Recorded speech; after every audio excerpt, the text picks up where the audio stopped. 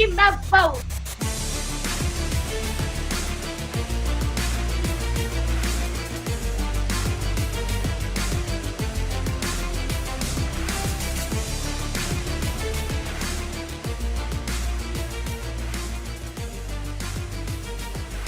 Court is in session with Ryan in Sacktown on If You Don't Like That. Now, Ryan in Sacktown. Oh, must be Ryno.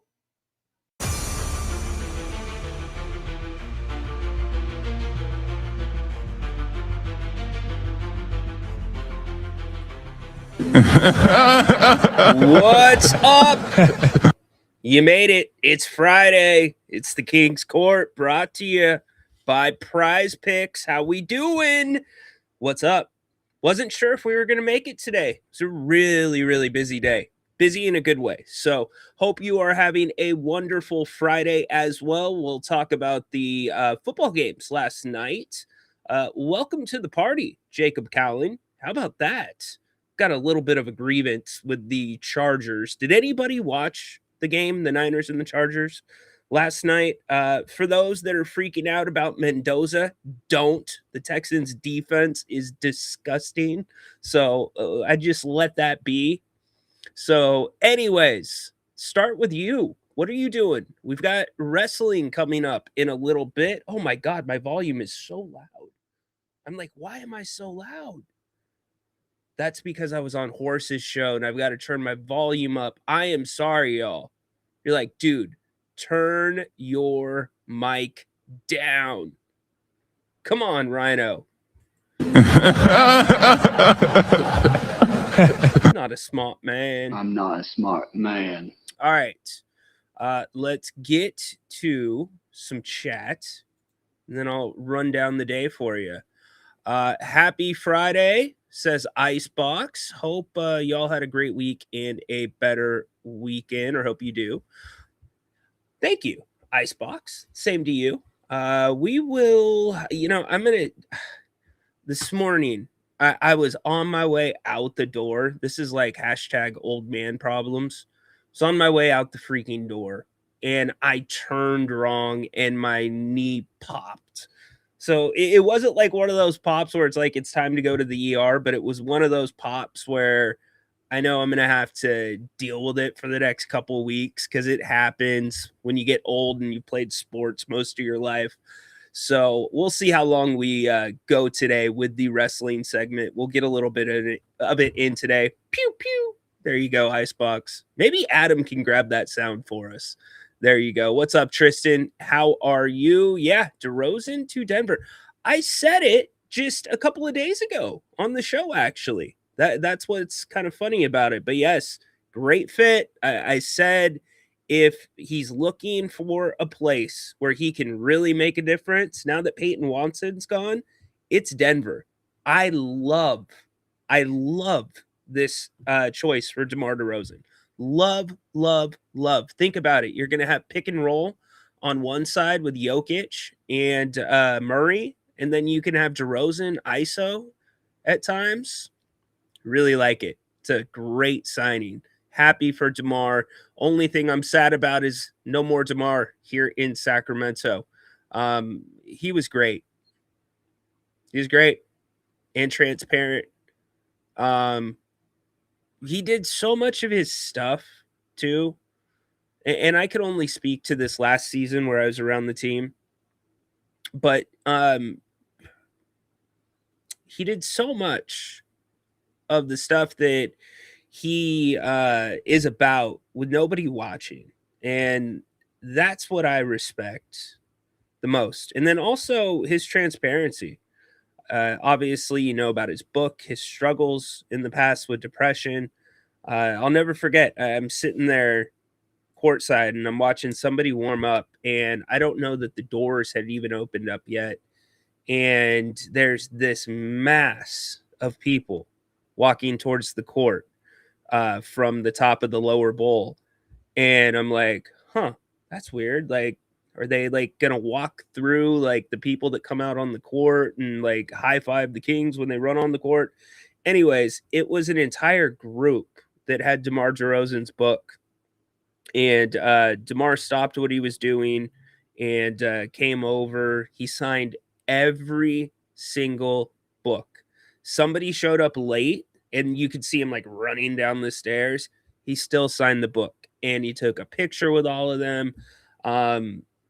Yeah, class act, man. Class act. Can't wait to support him as he continues in Denver and will have a chance to contend in the Western Conference.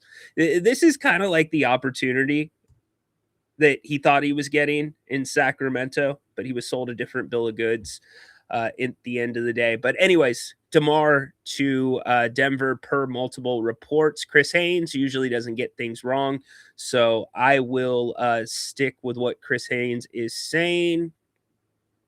Let's go wrestling all show long. No chance. We're not doing 2 hours of wrestling, Tristan. It's not going to happen, but we will get some wrestling in. Funny enough, so you've got this one side of King's X last night that's like, oh, it's hilarious. These media people and beat writers just act like this story has not happened with the Kings. And they're sending it to like everybody. Well, apparently, dude, you don't watch my show because we did talk about it. And pretty much what I told you about it is spot on. Like we learned today, by the way, that the next hearing, remember when I said yesterday and I posted this clip, these things can take a while. The next scheduled hearing for this civil case is not until June of 2027. June of 2027. So there you go. Also, I have a copy. I do have a copy of the lawsuit. Tristan's like, Ryno, can you delve into the legal nitty gritty of the Doug and Scott lawsuit? Okay, first off, I think we've got to get the Doug in the Scott lawsuit out of the narrative here. They are not named as defendants in this lawsuit. I mean, what this really looks like is the trainer, the head trainer, whoever's involved in managing the trainers. It looks like he's named number one. He's the one that's really pushing this boat, this narrative, this push, I guess, to get her out. But I can't reinforce this enough. Tristan, Kazi, anybody else within the sound of my voice could go file a civil lawsuit against the Kings tomorrow, today, if you wanted to. And so that's why I say, like, you got to wait till the Kings, and I know they responded via their attorney. You have to wait until the Kings actually file a response in Superior Court to this. So, a couple of things that I will say about it. Well, do I want to say that? I'll save that for next week. Tristan, I'm tired of breaking down the legal stuff, man. I did that on Jim Rome this week. It took all the energy out of me. Oh, bleep, we get a show today. I was able to keep I was about to keep sleeping. Kazi, you are a mysterious creature, dude. No lights, only candles. You sleep during the day. Do you work at night, Kazi? And I'm not talking about your ladies of the night. Like, do you work at night? Insane. I read the actual 42-page document. Like Ryno said, it's only the plaintiff's account of what happened. The point, in my opinion, is the Kings are an embarrassment on and off the court. Peter, okay, let's just go to the complaint.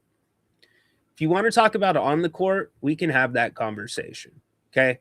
But anybody passing judgment against them because this lawsuit has been filed, like now they're a bigger embarrassment off the court, you need to pump your freaking brakes. That's all I'm going to say. You need to pump your brakes. Let me get to my share screen. So here you go. Here's the complaint right here. 42 pages if you want to read it. I'm not really inclined to post it to my ex because it's not really my place to post it to my ex. I'm not like a beat reporter per se. There are some things in here that I find very hard to believe in certain areas of this.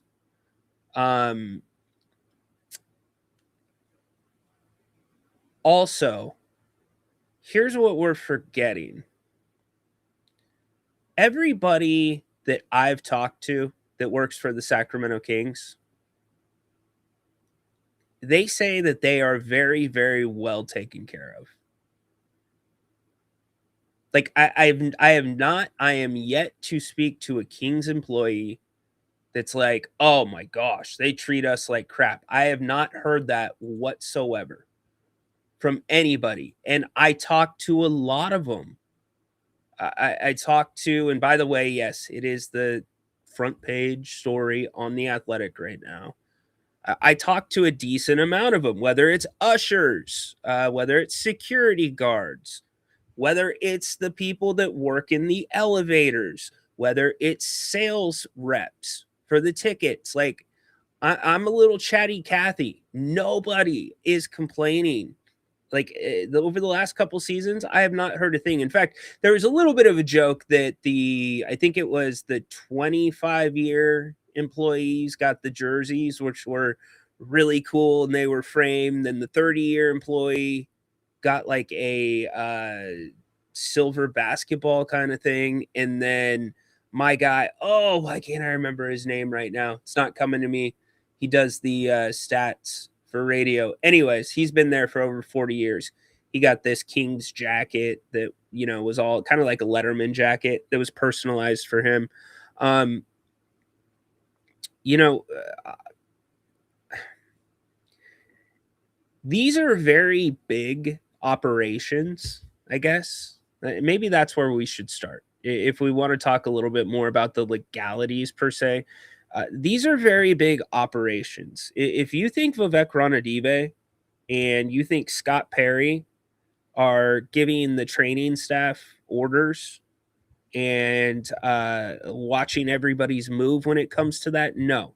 That's why a lot of these people get paid a lot of freaking money, because they're in charge of employees. So if you're the head trainer, you're in charge of the training staff. You are accountable. You're probably the one that's going directly, I would presume, based off of how usually corporate America and businesses are set up. You're probably the one that's updating the strength and conditioning coach, the head coach, the GM, etc. Okay?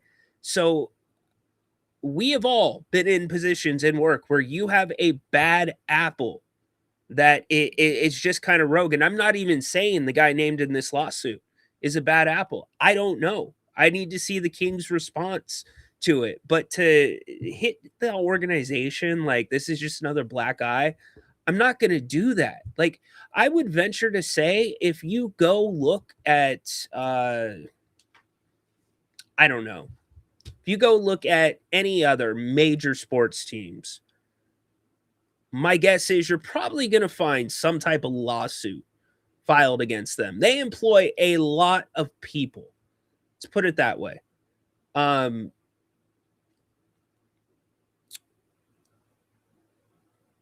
The Kings have a policy, or at least the lawsuit alleges that the Kings have a policy that allows you to bring your newborns to work until they're able to, or until they start crawling, etc. Okay?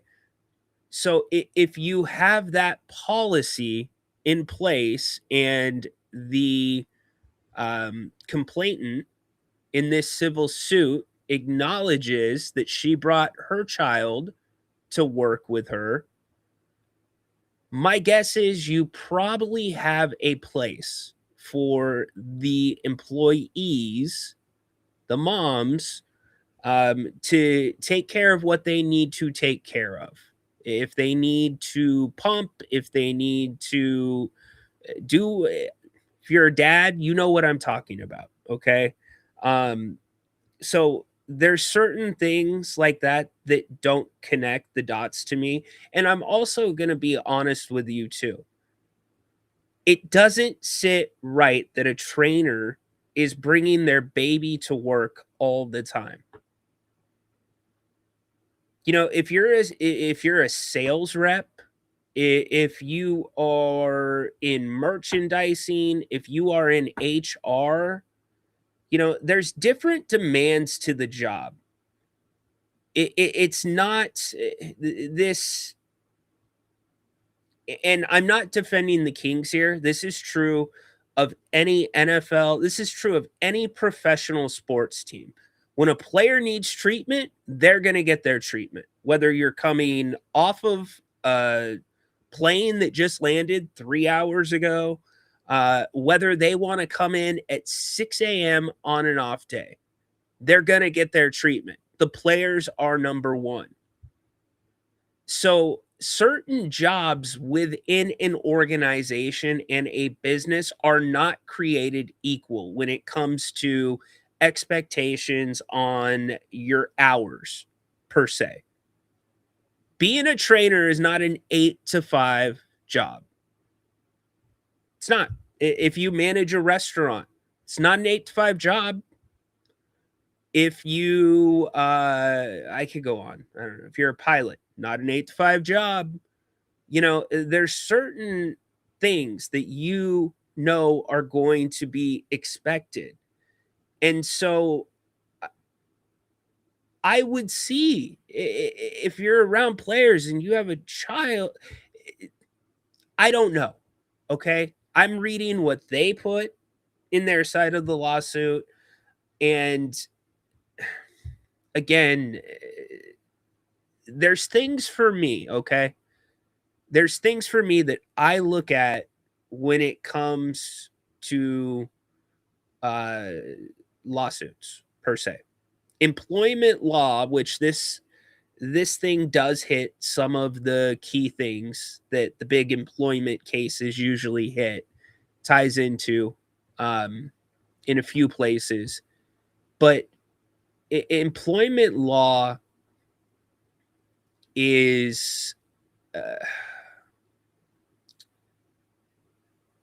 how do I put this? It's one of those areas where the attorneys that take cases, and I know this from personal experience, 100% personal experience. We had a slam dunk of a case. I mean, not even just like a one-handed soft dunk. We had Vince Carter's elbow hanging in the rim of the case. Like, that's how good our case was. And we met with one of the biggest employment attorneys here in Sacramento. Wouldn't take the case. There was not enough there wasn't enough skin in the game. There's certain levels that these things need to rise to for the best attorneys in the city to get on board with these things, especially when it is something that you might be taking on what's called contingency, which means the attorney is only going to get paid if you win. And in employment law cases, usually part of the judgment against the other side is the other side has to pay your attorney fees. So there's kind of a double check there. But if you have a case that's wishy-washy and it's against somebody that, even if it's a Vince Carter dunk type of a case, that, well, maybe they're not going to be able to make the judgment payment that the jury orders. Maybe they don't really have enough to settle and really make this worth my time. Because all these things go into account with these cases. So you have to go either if you want one of those heavy hitters, you have to go with, you're going to be paying a lot of money out of your pocket. A lot of money out of your pocket. That's the best of the best that I knew when I was in that circle or part of that community here in Sacramento. Okay.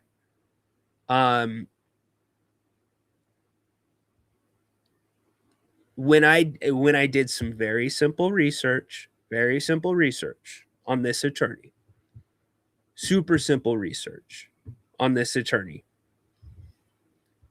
first thing that comes up on their website is we don't get paid unless you win.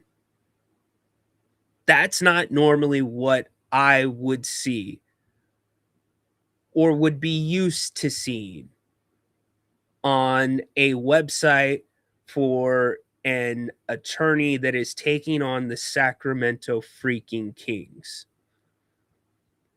So for me, Tristan, there's certain things in my gut that do not sit right from being a part of that life for a minute.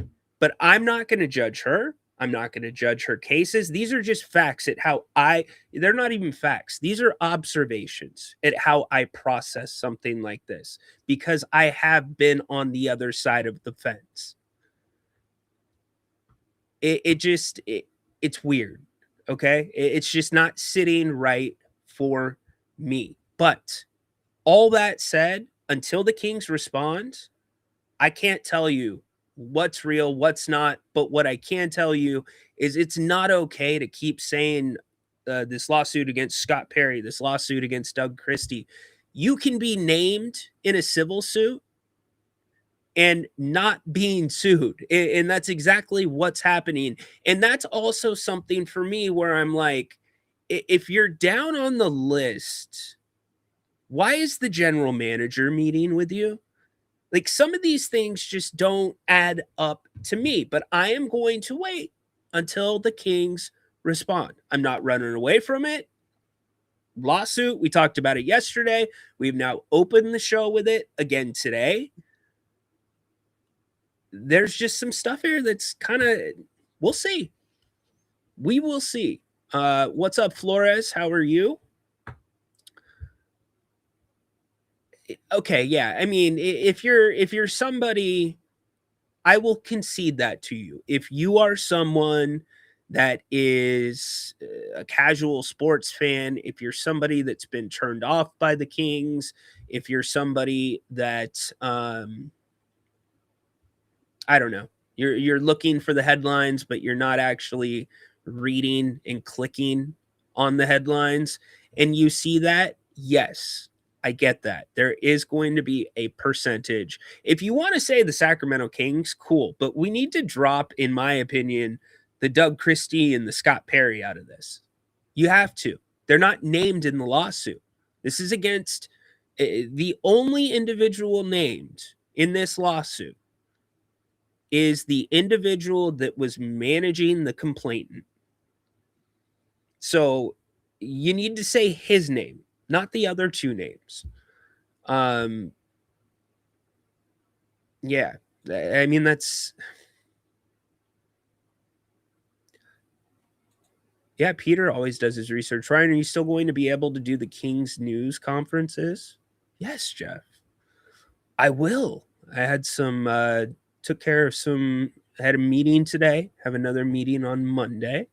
So yes, the plan is for me still to be down there for the Kings games. The Kings will not file a response. They will settle with an NDA and a payment. I completely disagree with you, Peter. I disagree 100%. Because in today's day and age, Peter, that is as good as admitting that you're guilty. And here's the other thing that I would say. I want to see if anybody else comes forward, because this doesn't sound like a targeted thing. If you read the 42-page lawsuit, it seems like it's a reverse culture thing. They're telling you, oh, we're all family here, and then you get inside the four walls and it's hell on wheels. It's whatever it takes to get the job done. Oh, you're not getting the job done. Okay. We're gonna do what we can to get you to quit. Like, it's one of those, like, if it's that, why are we not hearing, or let's at least wait to see if we hear from some other employees? I mean, you don't know what the performance reviews look like. You don't know any of that. So I doubt the Kings are going to go to an NDA. In a situation like this, with this getting this much run, my guess would be you are at least going to get a filed response from the team. I would be very surprised if you do not get a filed response from the team's attorney. From there, that's when you go into, that's when the judge can finally look at both sides of the argument. The Kings will try to have this dismissed, Peter. It would be not prudent to just go NDA, settle, because Peter, what am I gonna now go file a lawsuit? Hey, my seat in section 115 or 105 that you guys give to me for free, I felt like it was a little too curved, and now I have a back problem because of it, and your steps are too steep, and now I blew out my knee, and you guys said this, and you refused to do anything about it, and that's not in line with the Americans with Disabilities Act. Peter, do you see what I'm saying? It would allow, it sets the precedent that, okay, fire away, public. Any little lawsuit you want to shoot our way, we'll scratch a check. We don't want to even bother with it. You can't do that, Peter. You can't. I get why you would say it, but you can't do it. He works all night long. All right. I don't know, man. If we have any ladies that are watching this and they're getting ready for their bachelorette parties, and your bachelorettes or your bride of honor or maid of honor, whatever it's called, get you some entertainment, and the entertainment shows up with candles, please let me know, because that would not surprise me in the very least. Ryan, will the legal issue bleed into this? Yeah, no.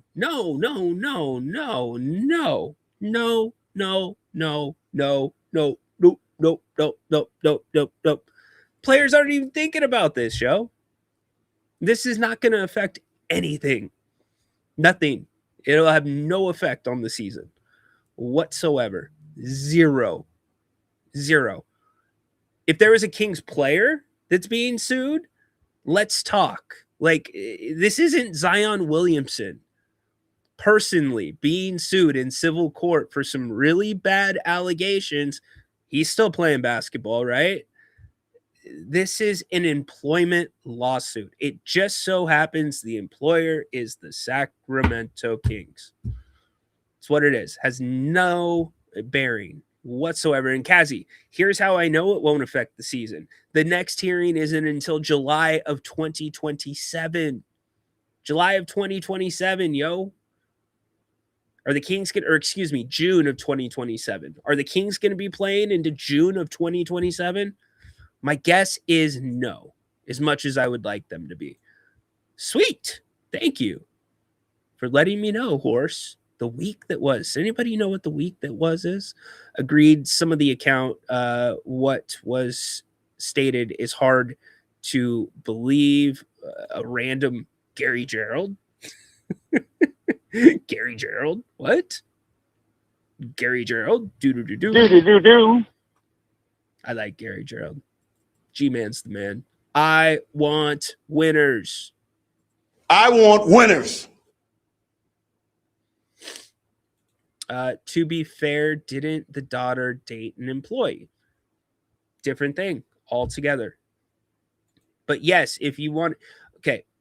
So that was substantiated. The employee in question is a murderer and is presently serving time or was getting ready to be sentenced to his time. That's fair game. This is not fair game yet. That's what I'm saying. There's a big line there. You can't just put this right into the next category, or you can't add it to the ledger of missteps because you just don't know. Yes, he is in, well, yeah, he's in jail. Yes. It was not a great story. All right, you guys are all talking to yourselves. Janitor closet doesn't count. I know what you're talking about. I'm pretty sure the Golden One Center. I mean, a simple Google search probably will tell me. Let's see. Golden One Center.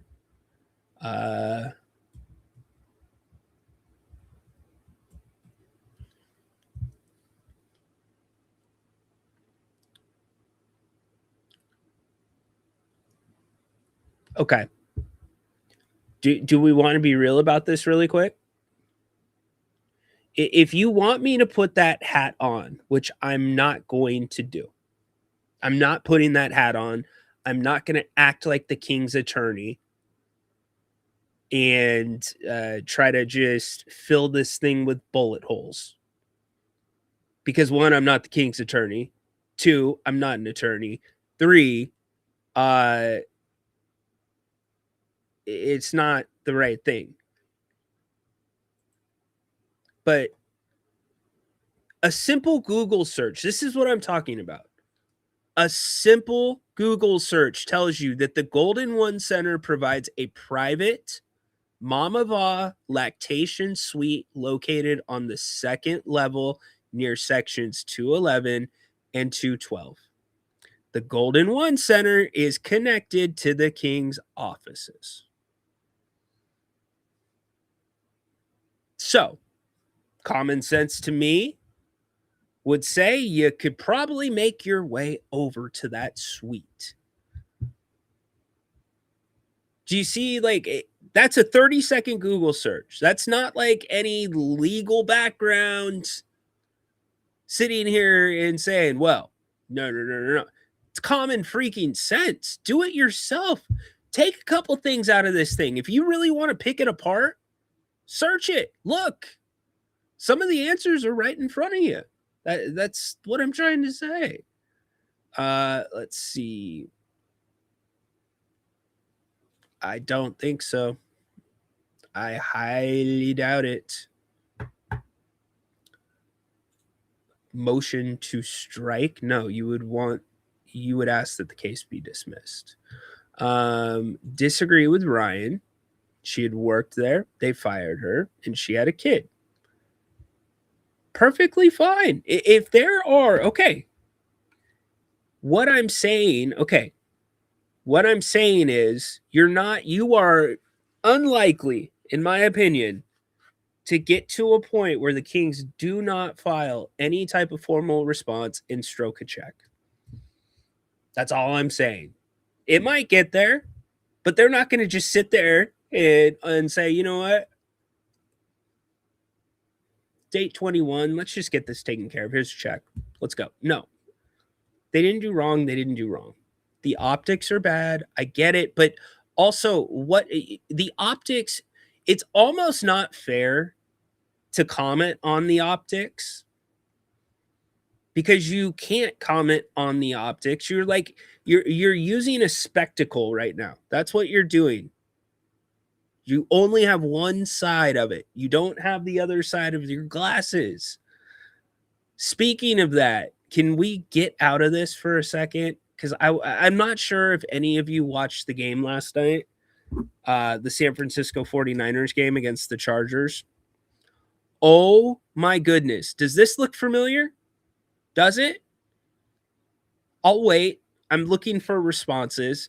Does this look familiar? If it doesn't, let me tell you what it reminds me of.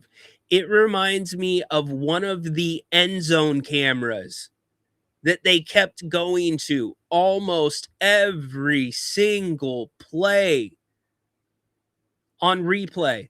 One of the end zone cameras looked like it had not been cleaned since the building was built in Inglewood. It looked like there was bug stains on it. The sunlight was hitting it all weird. Smears here, the smears there. Like, at what point, director, do you just go away from the camera or send somebody down at halftime to clean the damn camera and then go back to it? It was so bad last night. When Brock Purdy was in for his series or 2 series, every time he went to throw a play or throw a pass, they'd go to like it wasn't exactly the 12 on or the 11 on 11 because it was closer to field level, but they would go to that camera that's located right between the damn uprights. And that's what the lens looked like. That is literally what your TV screen looked like. But instead of that bridge back there, you had Brock Purdy throwing a pass. Somebody tell me they noticed this as well. Maybe nobody else watches preseason football. It was awful, awful, awful, awful. But the Niners looked pretty darn good last night, at least in the skilled positions. The one thing that I really did not like last night, and Mac, I think he sent me like an X about it because I texted out, or I didn't text out. I posted, why is Deebo Samuel returning punts in the preseason? Dude can't even make it through a regular season without usually getting hurt, and you're sending him back to return punts? I don't care if he's back there just to fair catch them. That's a bad decision, man. Because Deebo can control what he can control. He cannot control those 11 Chargers, probably 3 or 4 of them on the field that are looking to make that football team, that are going to look to make a play. Because it might be their only opportunity to make a play. Thank goodness Kyle put Jacob Cowling in. And I did not know this. They said the stat last night on the Niners telecast that the 49ers have not had a punt return for a touchdown in the regular season for over 20 years. Holy bleep. 20 years? Jacob Cowling had one brought back, and then he finally got one without the penalties. That was good. Let's talk about Deshaun Stribling, man. This guy looks like the real deal. He looks. Look it. He looks like a Dodonis. Purdy was super comfortable going to Stribling last night. Stribling's routes were right on point. Dude has a good build. They asked Mike Evans last night about his work ethic, and he's like, guy's already a pro. He came into the NFL working like a pro. I think you got something there, San Francisco. I'm not going off of just his game last night. I'm going off of his look. I'm going after his body style. How about that? I did not expect that. And Sincere McCormick, you know what? It's a round of applause for him. Guy's been grinding his tail off on the practice team. This is why I love preseason football. The Niners have so many damn injuries at the tailback position. Sincere McCormick gets a chance to come play. I think he's only gotten 42 carries in the NFL. And I know it's preseason, but the guy chunks off a big run, loved it. And you're thinking, damn, man, you knew how hard he was going for the end zone. That was his Super Bowl. I mean, he hit the ground freaking hard, and he was reaching. And he's not a big guy for the goal line. He was like an inch short, and the Niners get a negative play, and then they end up going back to him, and he gets in on the touchdown. I thought that was awesome. Loved seeing that. Kalon Black also in the backfield. So, Niners fans, good showing by you. Pretty good showing by you. As for the Raiders, not as good of a showing as last week. Mendoza, 80-yard pick six. It will happen. That Texans defense is ridiculous. But then in the second half, although the Raiders were trailing, I believe 20-3 or 17-3, 20-3 at halftime. The Raiders were trailing. They come back and win the game. How about that? 22-20 over the Texans. So that's preseason football for you. It's how it works. It's how it works, man. I am still behind on my episode of Hard Knocks. I got to get into that probably tonight. Hey, I told you we are sponsored today and until I think we're going till October. Or no, where are we? Yeah, October. By Prize Picks. Our friends at Prize Picks are back. With the NFL season returning, there's never been a better time to hop on board and join a ton of other people. It's the place. Number one daily fantasy site in America. Yeah, Prize Picks. So check this out. I think this is really cool. So I'm not a big football kind of guy, but I am a big basketball kind of guy. And if you are new to Prize Picks, if you've never signed up and played before, it's really easy. All you do is you pick 2 to 6 players, you choose more or less on their projections, and that's it. You let them go to work for you. Now, here's what is my favorite part.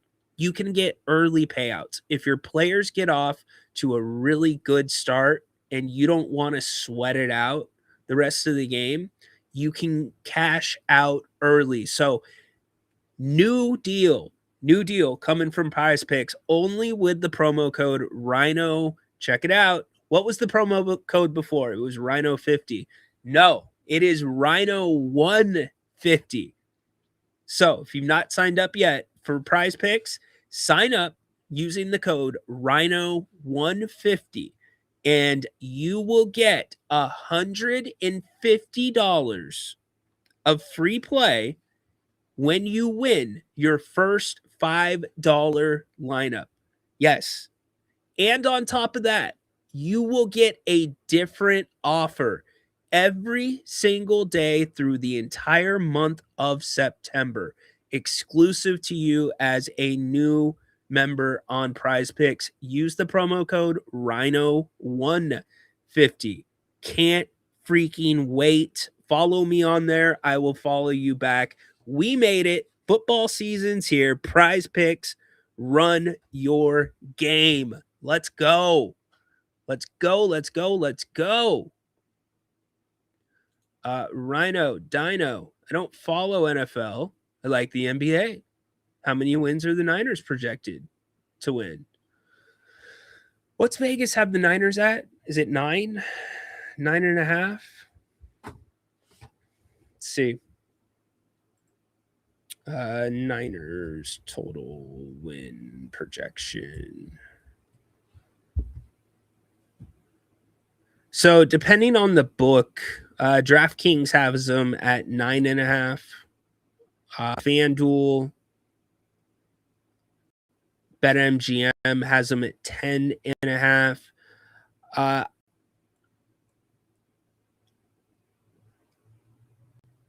I'm going under.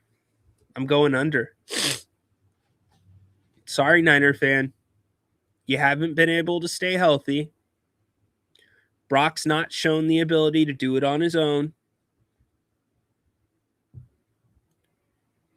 And you play in the most difficult division in the NFL, hands down. I don't see it. You are playing the Rams twice. You're playing the Niners twice. Dude, I don't see it, y'all. I don't. Ryno, why doesn't this show have a betting segment? The betting 101 course to begin? That's not a bad idea, Flores. I'm not going to call it the betting segment, though. I need a better name for it. But yeah, we can do something like that for sure. I think we'll probably do Liam versus Haunted Horse again. Maybe we'll get Prize Picks to sponsor that. Jalen Duren is such an embarrassment. Dude is not signed. LOL. It's on him, man. Like, okay. Let's meet in the middle here, okay? Let's we're right. We're all human. So if I've done enough to be entitled, or entitled's not the right word, excuse me. If I've done enough to be eligible for $280 million over 5 years, why would I want to take a penny less? That's what Jalen Duren's saying right now. And I'm sure that, here's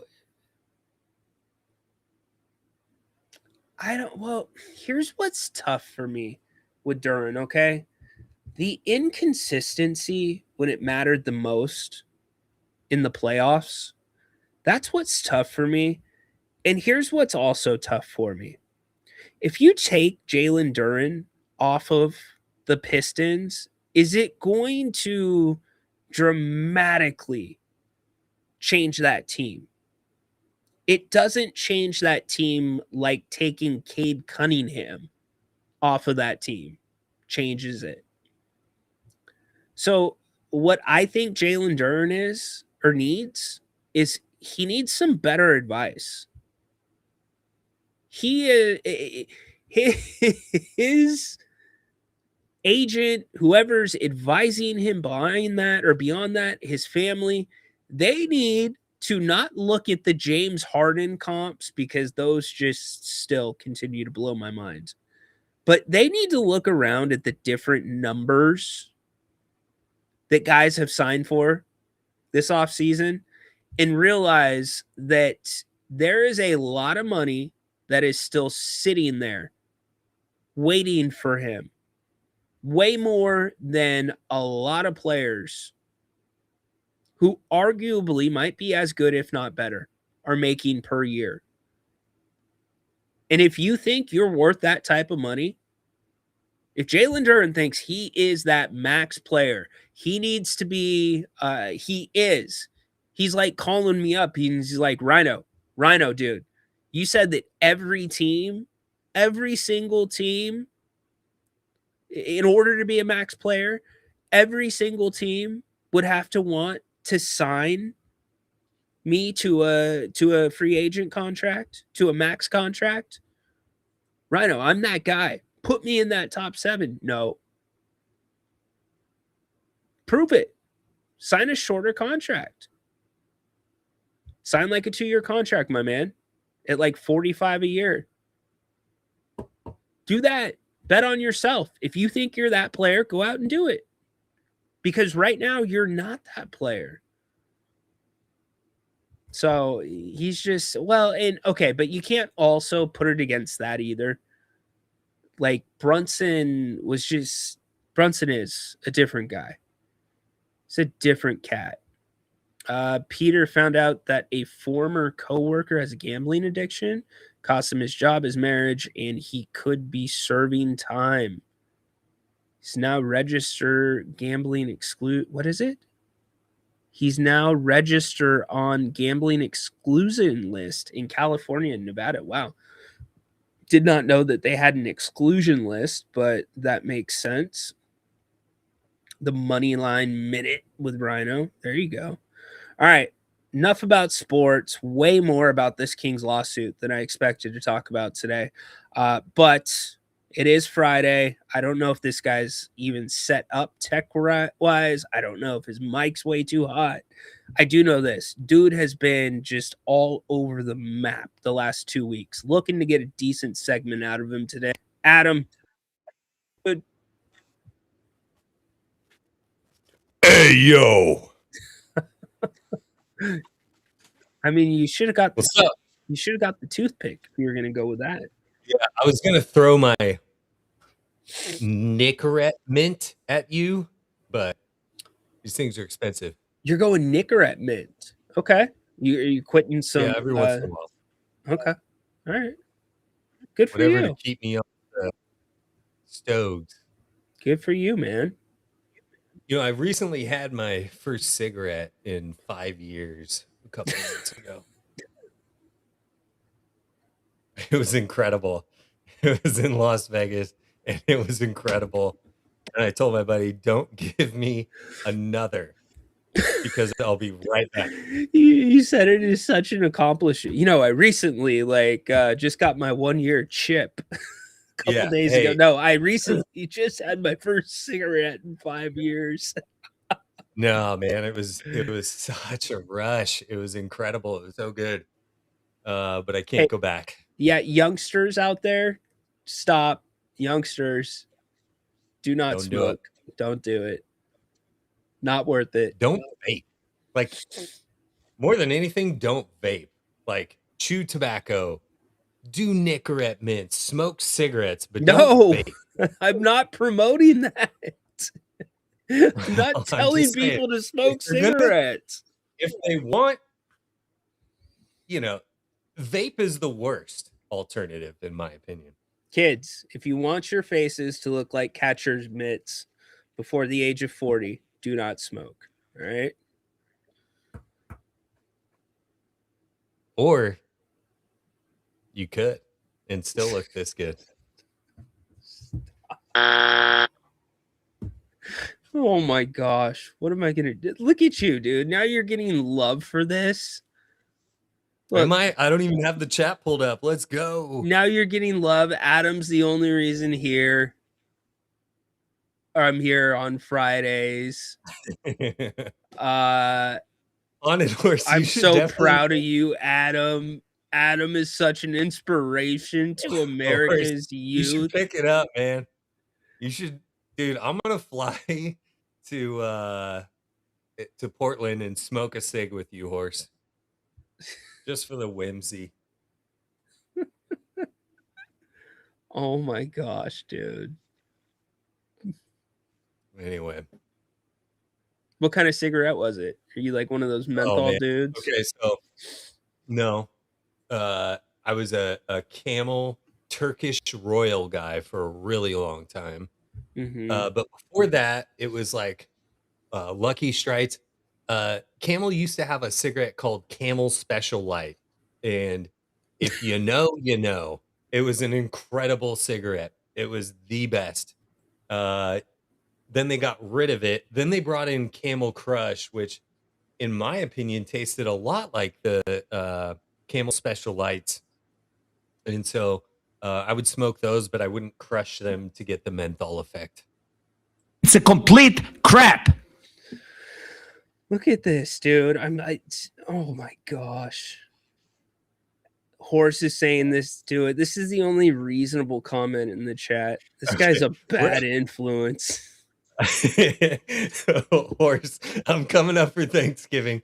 We're going to smoke a pack of Camel Special Lights, and we're going to eat 2 of the Thanksgiving pizzas. Ew. Okay? Ew. Okay, it's almost that time of year. So we used to have that time of year. What did we call it? I don't remember what we called it. I think we called it like Kegsgiving or something like that. But after Thanksgiving, so like once all of our family responsibilities had wrapped up, and like my family usually hosted Thanksgiving, and like it was a big group. There'd be like 30 people there. We would head over to the house would change every single year. But basically, it was all of our friends got together, and it was like the close group, right? And the dads were invited too if they wanted to partake, and we would have Kegsgiving. Now, the only thing about Kegsgiving is nobody could leave until the keg was finished. Yeah. And so you Beers, know I you believe, get in a keg. so you get about halfway through that keg, right? And somebody's like, "Oh, we should get some chew." And oh, it was the worst decision ever. Worst decision ever. And then we end up like at the casino. I don't know, man. I just heard a Hey, beep that in sounds my like a ear. great night. Yeah, it was a good night. We had t-shirts for it and everything.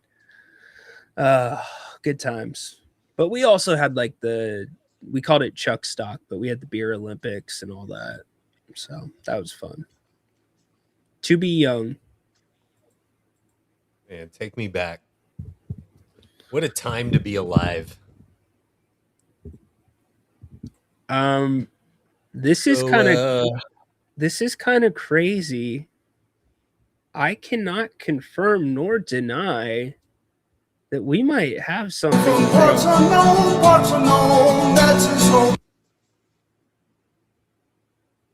Do we have somebody from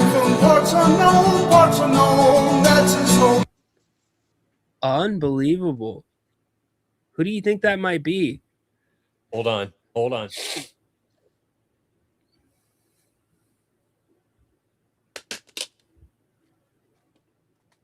What are you doing? Oh.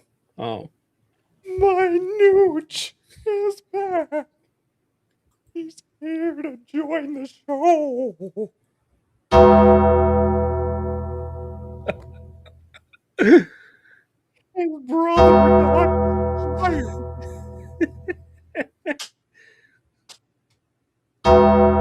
Is he coming? Come on. How many more gongs are you gonna do? I don't know if he's ready. Dun, dun. I wish I had ready. an organ right now. I would cue it up. No way! The man from Parts What's up, fellas? Unknown. What's up, dude? He's back, baby. Man, you know, out here in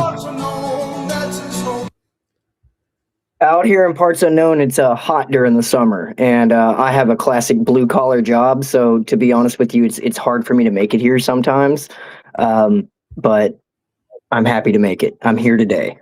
Love it, dude. What do you think I am? Some pencil pusher? Do you want to know something though? I'm happy to jump in today and tell you I'm singing a different tune, and Adam's gonna love this. Come on. I think Come it's the on. tune I've been singing. This, bro. I Come am here for Chelsea Green, the champion. Okay. All right. I'm here for it. I really am. Like, I love her attitude lately. I don't know if she just out of nowhere kind of upped her mic skills a little bit, but the little storyline that they're kind of doing, the whole will they won't they with the Adam Pearce and that whole bit that they just not Adam Pearce, British Adam Pearce, Nick Aldis. Yeah, Nick Aldis. That will they won't they thing that they just did was really cool, and I liked. I don't know. I'm liking it, and it's weird. I'm also like I've done a 180 on Tiffany Stratton as well. Like I'm really digging both of them right now. Okay, what about Solo? Solo Sikoa, like everything that's happening. This is the Solo we've should have had. Like Yes, this version of Solo, this carefree, making fun of everybody, doing Oba if he's walk in front of him and stuff, like dude, it's money. It's really good, and I'm here for Solo too. I love everything that's happening right now. And who called it? Who's been calling it, baby? Okay. Follow me and your fandom will rise. You know what? I will honestly say I feel completely different about Chelsea Green than the last time we talked about her. Like seriously. So As you should, dude.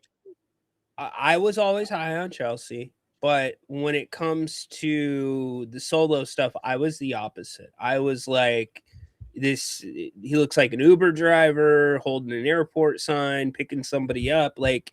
But this is great. But then Nooch, what I hated is what they did on Monday Night Raw last week and had him have to come back to the bloodline. I'm like, Why?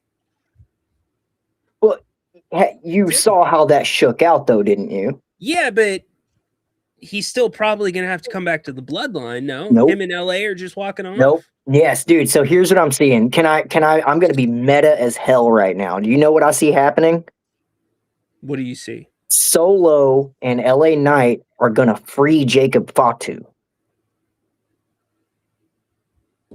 Okay. That's where we're going, because ever since Jacob Fatu, ever since he came back, they do these little shots where you can see the tension. You know, him and the Usos are butting heads, him and Jimmy butt heads, or him and Jay butt heads hard, right?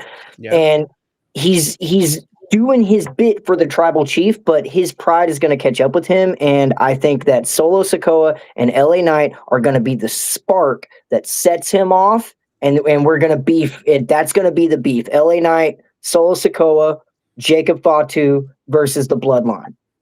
That's what's going to happen. Okay. I feel it. I feel it in my bones. I feel it in my mustache. Okay, but what do you do with Solo and L? Are they on separate shows technically, Adam? They are on separate shows. No, they're Both not. Raw. So No, because they've all been beefing right now. Well, no, Solo is SmackDown Raw right now. He's technically SmackDown brand, but because of the storyline, if you look him up on the roster right now, he has both under his name. So yeah, I guess that's on the right track. Yeah, it's going to be War Games for sure. I guess that's why I was asking, because what you have two guys. I guess you could wait a little bit longer on a Solo title push, but like I feel like this Solo push we're getting right now is strictly narrative. It's not. I don't think there's going to be any belts involved. At least not maybe who's holding the tag champs right now? Who's holding the tag belts? That's a good question, Nooch. Which ones? It's Division Raw. The MFTs, which we call. That just happened. Yeah. They beat the War Raiders. So let me pose a contradictory side, because I do think this is all leading up to War Games. So if you're gonna have War Games, you could have LA Knight, Solo, probably a Royce Keys. Yep. Who else fits on that side? Jacob Fatu. Okay, but wait, hold on. You also have Zilla Fatu, who I don't think is ready to go to the main roster, but they did just introduce him, and he has a title shot for his first match after proclaiming himself as not being another nympho baby instead of nepo baby. So could it be a Solo, LA Knight, Zilla, Royce Keys, Mystery Fifth versus Roman, Usos, Fatu? And that's where we get the Fatu shift. Okay, and you think that's where the shift is. Okay. But hey, wait, at least tell me this. Regardless of where it happens, do you guys agree that there's a Jacob shift coming? Yeah, I think there is. Yeah. Or has to be. But Solo has to be the leader of this new group. He is the one who brought Jacob into this. I don't think you need to have a second group going all the time. I think this is just like it's just a group of dudes. Yeah, it won't be a faction, right? It's just gonna be like a rebellion, like a resistance. And then they blow off and go their different ways. Like, okay, here's how I see it working out perfectly. I think what I am hoping for is this Solo burn to go into Royal Rumble, have him win the Rumble, have him go against Roman for the title. And then when it comes to LA Knight, I think LA's way to the title is going to have to be Money in the Bank.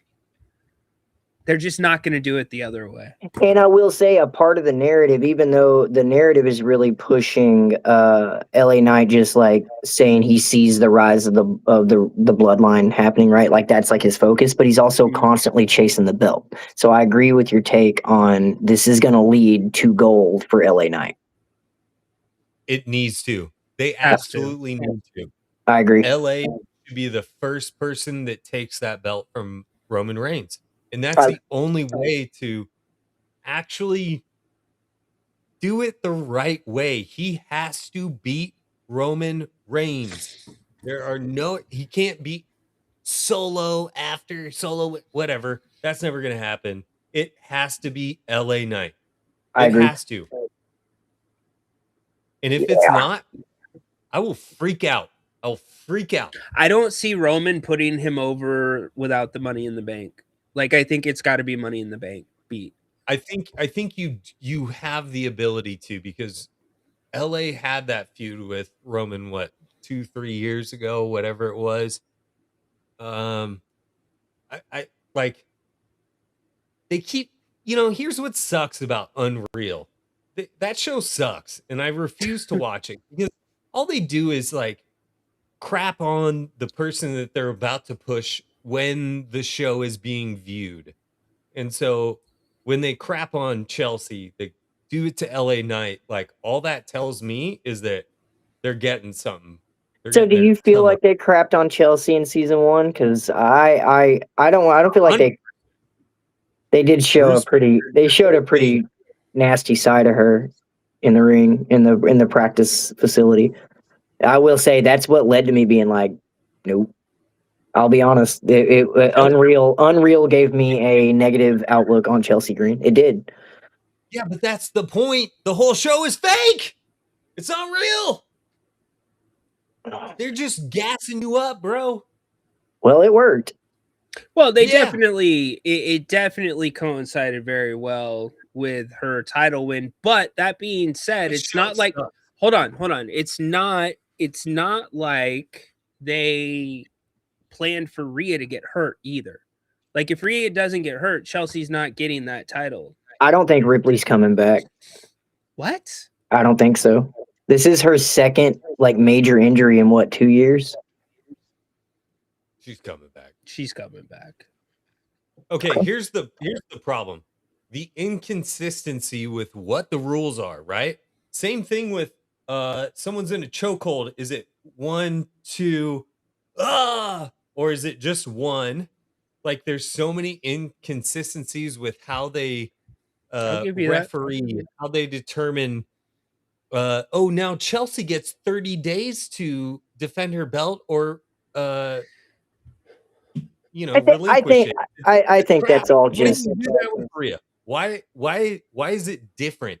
You knew Rhea was having 6-month surgery, but she's still the interim. But Chelsea gets a broken orbital, which many wrestlers have wrestled through, and now she's on a 30-day probation. I know it's because she will be healthy by the end of those 30 days, and they're confident in that. But for sure, like, if you want to use the excuse of storyline purposes, then WWE has no rule book. There's just inconsistencies with that crap, and I hate it. Okay, so here's the thing. Couple things. The first is that, like, with the inconsistencies, it is what it is, right? Yeah, that's WWE always has some holes in the Swiss cheese. I don't accept that. But okay, let me get here really quick. What I wanted to get to is, I think with Rhea's knee, they didn't know it was that serious. And I think once they got into the surgery, it's like, damn, she's going to be out a minute. Because sometimes that happens with knees. So it very, very much could have been like a Domas Sabonis situation where it's like, oh, you can rehab it. Oh, no, actually, you can't rehab it. And it's worse now that we've gone in there. So, but even still, with a knee surgery, you don't think, hey, maybe this person will not be fit in the next 30, 60 days? No, I'm saying it was going to be a rehab thing instead of a surgery thing. So, and then it turned into, the rehabs. No. Wasn't it a torn meniscus? That's what I'm getting to. It's her knee injury, the way I understand it, is very similar to what Domas's was. And Domas, for the record, he had his surgery in, I want to say it was like February, March. His feet didn't touch a basketball court until 6 weeks ago. So, my boss just recently, he's currently recovering from a torn meniscus, right? And he's a cyclist, and it's been like 10 weeks, I think, 10 or 12 weeks, and he is still on the rehab bus. Like, he's walking like fully and he's going up and down stairs, but he's not an athlete like Rhea Ripley. You know what I mean? Like, he does a little bit of extensive work on his bike, or used to, but even now, after, God, like I said, it's been 10 or 12 weeks, he's still not back on his bike. Every meniscus. I'll do you one better. Go ahead. I was going to say, no, you. Yeah, every meniscus is different. There's so many different, and what I mean is there's different degrees to the meniscus injury. Okay. And, like a guy I played basketball with, Tremaine Davis, his meniscus took 5 weeks. So you can have you'll hear in the NFL all the time, meniscus, he'll be back in 6 weeks.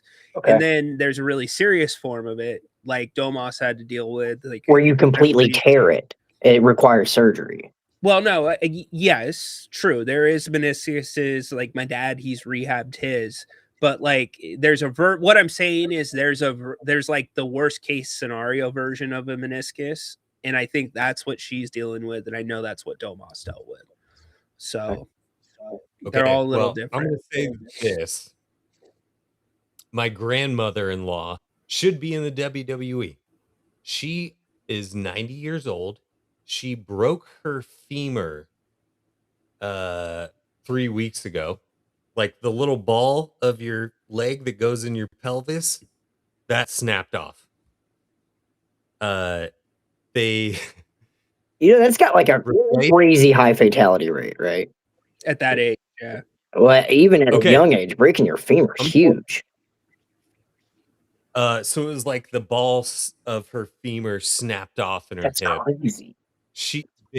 They replaced it with, titanium, whatever. Next day, she was up and walking the following day, and now she's back living at home 3 weeks after the injury. She could take Obafemi. Dude, this lady is a cockroach, bro. She'll survive everything, man. She's lived in the same house that her family has owned for the last 100+ years. Right? It's a blessing that she had the break where she had the break, so they could just do the full hip replacement. Because I have 2 of them. Yeah. Sure. You are up that day. They won't let you leave the hospital. That's crazy. You can get. I mean, you're using a walker, Nooch. Sure. Yeah. No, get up, walk it off. And you're meted up, but yeah, it's still I mean, it's pretty painful for a couple of weeks, but it's not. So like the pain, like where she broke her femur, that pain's all gone. The pain is actually the surgical site and like that kind of back area where they do it. So anyways, they just turned her into a Lego and she's good to go now. Yeah. What's on tap for SmackDown tonight? Anybody know? Night? Yeah, I got you. Let's see. We've got Cody Rhodes and Randy Orton appearances. 1 week after their chaotic ringside brawl, both stars are under the same roof as tensions rise ahead of their clash at Sunday night's main event on September 6th. That's a long ways away, guys. That's 3 weeks out. Or maybe 2. Whatever. Then we've got the women's singles match. Julia, who we haven't seen in 2 months, versus Blake Monroe, who we have never seen in WWE. We also have the MFTs accompanied by Haku versus a rematch against Damian Priest and R-Truth. Why? And then finally, we have CM Punk versus Kevin Owens. Following a fiery war of words last week, Owens looks to claim the top prize in front of his fellow Canadians. That's for the title tonight. Can I just put something out there? Sunday night's main event. No. Kevin Owens is my favorite active wrestler, like bar none. bar none. Kevin Owens is him and Chad Gable are like neck and neck, but Kevin Owens is my favorite active wrestler, and I actually cried. Not like cried my eyes out, but I dusted up pretty hard at SummerSlam. Yeah, because it's real life. Dude, his face when he wasn't ready for that. He thought he was, right? Like he hit the ramp and they hit his music and he did his thing, and you could see him genuinely get overwhelmed by standing there. And I cried. I thought he was done. I really did. I thought he was done, and I was just accepting it. I was like, it's fine. Like, I never got to see Kevin Owens live, and it's cool. It's whatever. But like, dude, so Kevin Owens, and honestly, like, just storyline purpose, not as a performer, I think CM Punk's great, but just like leaning into the bit, I cannot stand CM Punk. I hate the man that he is, right? Like the champion that he is just gross, dude. I can't stand the dude. And I'm ready to watch Kevin Owens just drive him through the mat. I'm ready for it. So the title match is tonight, Adam. Is that what you're saying? Yeah. I think last week you said, I can wait 7 days to beat your ass. Yeah, because I thought they were doing it. I thought they were doing that at the main event at Sunday night. That's what Sunday I thought. Night's main event. Nope, it's tonight. Okay, I think I want to see Kevin Owens destroy him. They're going to put Kevin Owens over. I want to see. There's no. Go ahead, Rich. No, I'm just repeating myself. You go ahead. With his situation and all he had to do to come back, that is exactly why that's why they put him in the 4-way, because they knew Canada was coming up. That's why they put him over in that match. This is going to be his like thank you moment in case it's going to be a good run. In case this doesn't happen again or he gets hurt again. I think they put him over tonight, and then maybe at the Sunday night's main event, something changes and CM gets it back, but I'm so pumped about Kevin Owens. I think you're going to get a WWE is exactly who you think they are. Yeah. I mean, but I also love calling it. Owens. What? They're not putting it on him. Yes, they are. Yes, they are. Nope. I can't disagree with you any harder. Like I think they're gonna. Yeah, I think he's gonna win this match tonight. It's gonna happen. I hope I'm wrong. I like that. Crown them, then crown their ass. But they are who we thought they were, and we let them off the hook. I'm so glad. So glad you have that drop, dude. You're big Chelsea dude, right? And you weren't on the Chelsea bandwagon. I'm like, oh, she's gonna win the interim title. No, WWE. They are who we thought they were. Crown their ass. But they are who we thought they were, and we let them off the hook. I have a left field topic for you. Please. Okay. I've been seeing things in my news feed about a certain athlete that goes by the name of Brock Ricksteiner. Yes. Yeah, he suplexed that MF from the Cowboys. A Cowboys player. You are aware that is the son of one Scott Steiner, correct? Yeah.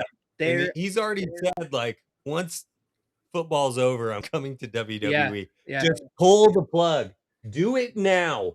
Join your cousin. I want that so bad. I want that so and you know what I say?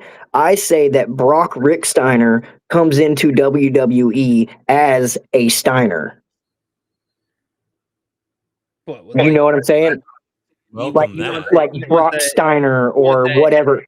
You want the headset and the Letterman jacket? Dude, it'll be something. Yeah, it might be something fresh, but I feel like he will come in as whoever Steiner.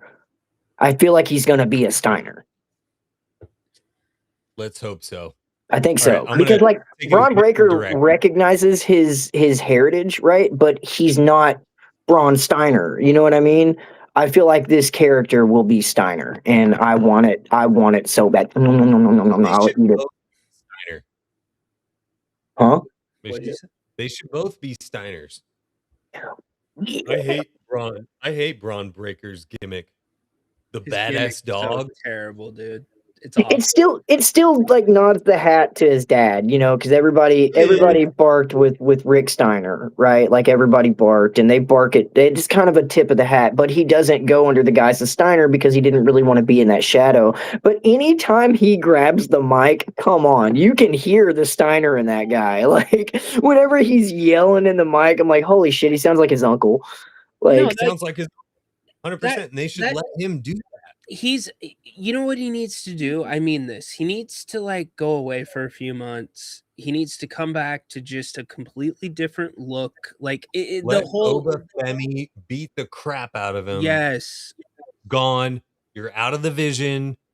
Bring him back at the Rumble. We're talking about it, but Bronson Reed might be the guy that Paul Heyman's talking about. You know, on that promo this week. You know, Bronson Reed has lost like a Bronson Reed. Yeah. Well, so what did Paul say? I want to be an advocate for someone who understands the business and promos. It's and Oba. I don't think he's speaking to either one of Oba or Braun Breaker. I think he was saying that as a point of like, it's not either one of you because he hasn't sided with either one of them. So I could see Paul siding with Braun Breaker. Here we go. Nooch, I'm going to throw this at you. John Jones only put his nickname on this trading card. What's John Jones' nickname? Bones. No. Bones. Okay. What does that look like to you? That looks like somebody kicking someone. No, his autograph. Let me. Oh. Let me see if I can zoom in. Bones. Yes. So it looks like it says boner. Yes, it looks like it says boner. You are the worst ever, bro. Like you're the reason why the 37-year-old dad, family guy who's a Kings fan downloads the Kings cord, he puts it on in the car while he's driving the kids around. And you're like, we've been doing this for you need years. to smoke a cigarette. The best thing I've ever done is smoke a cigarette. I don't care, Nooch. It's on camera. It's not on audio. Damn you. Hey, if your kid's up listening to this show at 4:24 p.m. on the West Coast, you need to put them to bed. That's you're perfectly normal time.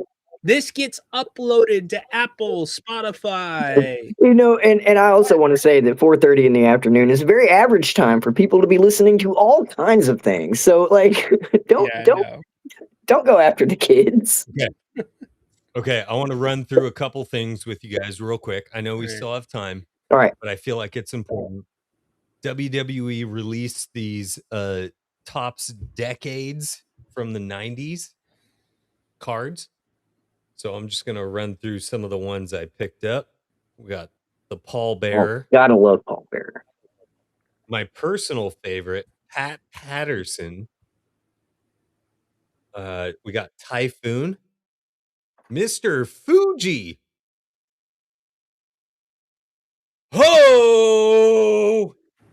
The Hacksaw Jim Duggan. The Shockmaster. And then I was able to hit not one, but two Prince Albert autographs, which is a personal fave for me. Interesting. Prince Albert. And last, I loved Albert back in the day. I ran into Prince Albert at a Bevmo in Phoenix once upon a time. I saw this figure at Target yesterday, and it was the only one they had, so it may be more of a rare one, but it was so cool. I could not say no. It's a Jake the Snake Roberts with Damien, the bag to put Damien in the bag that went over Jake the Snake's head as he fought Rick Martel in a blindfold match. So this is a hot. If you see this, pick this up, bro. This That's is pretty cool. a banger. We're gonna put it in the pile of things I need to display at some point. You caught me taking a drink, Ryno. Oh yeah. Okay. I was like, oh. Okay. I do want to say this because and we'll wrap up here. You mentioned Chad Gable, and I love Chad Gable. I'm like, yes, they're finally going to push him. The crowd is doing nothing. It's been so disappointing. Yes and no. Okay, so look at his new intro that he's working on, right? I'm on a free ride. So you literally are not allowed to have all the attributes in life, right? Like you can't be great at everything. And I have found Chad Gable's Achilles heel. That man has absolutely no rhythm whatsoever. That Chad Gable trying to clap on beat is the most challenging thing I think he's ever done in his life. And he's my favorite. Like, I love that man. But when he comes out, like, just so everybody knows, if you're ever doing a thing where you're clapping, okay, and it's on some kind of a beat, you clap on the snare, okay? That's where you clap. If there's a boom, boom, you clap on the snare. Okay, and Chad Gable just doesn't clap on either one, the bass or the snare. He just starts clapping. I guess it's a brilliant point. I understand that concept. It's a brilliant point, but I don't think he needs to be clapping at all. Like he's got to be. He has to do something. Well, he was looking for that interaction, the crowd interaction, and he's trying to get everybody fired up. And the clap is an obvious kind of go-to, but he's not good at it. Yeah, but his song has Gable. And that's the thing. Gable. See, like you've got to. What's that thing besides a clap that you've got to do to get him to go Gable? He's got to scream it. He's got to scream it, right? He's got to lead it. He's got to lead the Gable. Like LA Knight is telling us to say LA Knight. Yeah, we know because he's doing it. You know what I mean? Like I just think of like Will Ospreay, who is probably my favorite living wrestler right now. He has the Ospreay built in to his song, and it's the most amazing. Like maybe my expectations are too high for anybody that has their name built into the song. Intro theme to the show. Yes, but like when he hits the ropes, like like I mean, dude, you know what I'm talking about? I don't. Hold on, I'll put it on. Bro, you need to watch All In, AEW All In next weekend in London. It's gonna be incredible. I have a VPN now, so it's not a problem for me anymore. It still might be a problem for you. They are pay-per-view for their pay-per-view. So, but if you're gonna spend $40 this year, spend it on that. AEW, it's way more than $40, right? Damn it. Isn't it more than $40? It might be, but it's whatever. It's a pay-per-view. Yeah. $40, $50, whatever. Last year, I was at All In. It was the greatest wrestling show I've ever been to in my life. This year is not going to be worse than that. It's going to be an awesome show. So if you're a WWE guy, can I implore you to venture out a little bit? Watch a different product. I understand the characters and their relationships and all that stuff, but if you're going to give another promotion a shot, this is the pay-per-view to do it in. Do I love that AEW does pay-per-views? No, but I also don't love the fact that I get charged more than that every month to watch everything WWE. So give it a shot. Like if you're on the fence about AEW or you don't know if you like, just try it out because that main event is going to be incredible. No doubt about it. And the atmosphere is going to be freaking Atmosphere will be through the roof. I was talking to my AEW representative today that I work loosely with when they're in town. And we were talking about All In and just how much more those overseas crowds love AEW. It's a different style for sure. You don't have as much of like the big guys. But I think that's what makes it kind of cool is that anyone could challenge anyone for any belt at any time. And so you see some really talented people in AEW, and I just want to give them a shout out. For sure. If What's up, Gail? 1 second. Okay, let me show you this. Yeah, let's check this out.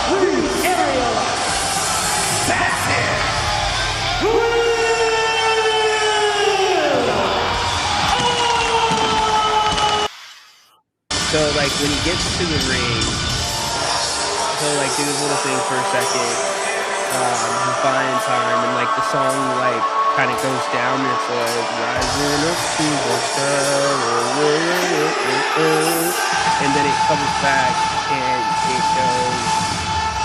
Remember the sun. So it just did that. Now watch him hit the ropes. Every time he does this, they say Osprey, and it's just so sick. So he knows it. You can't do it better. You just can't. By the way, check out Bennett's tonight. Is that Bennett's? Yeah, check out Bennett's tonight. I am. Look at that. Brunch. Telling you, dude, they've got a free plug. Free plug for Bennett's. I'm a ribeye man. And if you like a good ribeye, go to the Bennett's off of Fair Oaks. Dude, it might be a little bit hot right now, but go sit on the patio. They'll treat you right. Hey, if you want a $40 overcooked ribeye, you can go to Skinny J's in North Little Rock. Skinny J's? Is that the real name of it? Yeah, yes, it was terrible. I did it today. It was a $40 ribeye, and it was overcooked, and I don't like being a Karen about things, so I just ate my steak. You gotta throw it back. It was... Yeah, it was okay. It was good. It was overpriced and overcooked, but it was all right. Skinny J's, everybody. Argenta. All right, gentlemen. Good show. Man. This was fun. We're done. One more thing before we leave. You were talking about other promotions, and you made me think about something that also made me want to sing a different tune about Chelsea Green, which is kind of where I started with this podcast, so I'd like to end with it. I believe it's in AAA, and I don't know how old it is, but I saw a match between Pentagon and Chelsea Green, or whatever her name was. Reclusa. I watched them have just the most incredible match, and what I realized by that, and I don't know if it's WWE or maybe an injury that she got or something like that, but Chelsea Green, or that whoever that athlete is a very talented athlete. Watching her go with Pentagon in this match was ridiculous. I had no idea that she was capable of such like high caliber wrestling moves, but she's incredible. And that's really not what we see a lot of with the Chelsea Green character that we get in WWE. But I just want to say that I believe it was AAA. The AAA event that I saw with Reclusa blew my mind. So incredible. So I just texted Adam this during SummerSlam this a couple of weeks ago. I could not imagine Io Sky in AEW where they actually let him just go. And because Tony Khan loves that, like underground indie. Like, do it. Take the risk, you know? Like I was talking to my AEW buddy today, and I go, "You got the biggest mark ever as your CEO, and that's a cool thing." That is a cool thing. No doubt. Dude, did you ask your AEW plug where his damn neck brace is at? I've asked. You have? Okay. I have asked. I promise. All right. You're my dog. I got you, bro. I need that neck brace. What's up, John Fitch? Doing steak and asparagus tonight. Scott Pollard endorsing drugs, according to Peter. Gail, love you. Might see you here in a little bit. Romy, how'd we do this week? Did we do good? Ryan, that is your smack off win right We there. did good, guys. Listen That's to your this. Emmy. That's your Yeah. Oscar. Let's that's go. your strap. All right, for Nooch. That's your for ring. Adam, for that's your banner. That's all of those things combined. Hey, that's your wingman watch right there, Ryno. Ryno, if I were you, I'd walk the hell off on that because you're never going to top that. Ryno, I've seen all your I'm not stuff. going I to know. walk off, Romy. If I were you, I'd walk the hell off on that. Why is the WWE Dude, that's a PR right there. That's in PR, my Ryno. face Take a picture of that. on my dude. show? Wow. To watch Chelsea Green Money in the Bank either 2024 or 25 when she gives the belt to Tiffany. Essentially, it was kind of the same spot that they ran at SummerSlam, reverse order. But then also watch the dumpster match with her and Michin. I've seen the dumpster match. Oh, the dumpster match is incredible. And people give Chelsea crap for going like that in both matches. But if I were getting thrown into a 8-yard steel dumpster, I might have the same inclination. For any of our listeners, for somebody who's not a Chelsea Green honk, and that's me, I will say that the WWE, and I love this company, I love the product, but the WWE does not do this athlete a justice. That she's capable of so much more than what we've seen, and that I have a ton of respect for her. Whenever, like, honestly, last time we checked in, I was like, nah, I'm good. Bro, she's gotten over with a character, not her wrestling. That's insane.